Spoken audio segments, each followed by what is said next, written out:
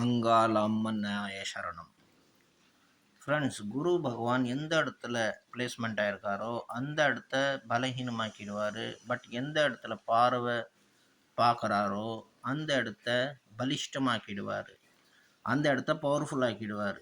5, 7, 9 இந்த மாதிரி இடத்துங்களை அவர் எங்கே பார்க்குறாரோ அந்த இடம்லாம் பவர்ஃபுல் ஆகிட்டே போயிடும். பட் அவர் எங்கே பிளேஸ்மெண்ட் ஆகி அவர் உட்கார்ந்துருக்காரோ அது கொஞ்சம் பலகீனமாக்கிடுவார். இது பிரின்சிபல், ஜென்ரல் பிரின்சிபல் ஆஃப் குரு. அதே மாதிரி சனீஸ்வரன் பார்த்தீங்கன்னா அவர் எங்கே உட்காந்துருக்காரோ அந்த இடத்த ரொம்ப பவர்ஃபுல்லாக்கிடுவார்.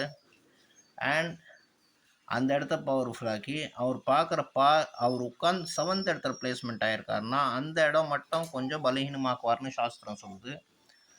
7ஆம் இடம், லக்னத்துலேருந்து 7ஆம் இடம்.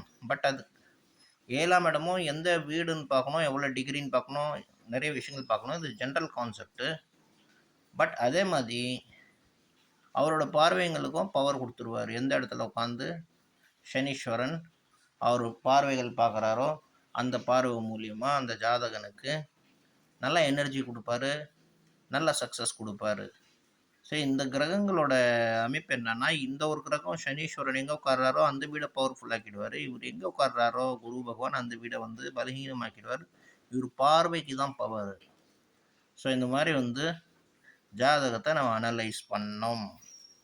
நந்தி தேவாய நமக.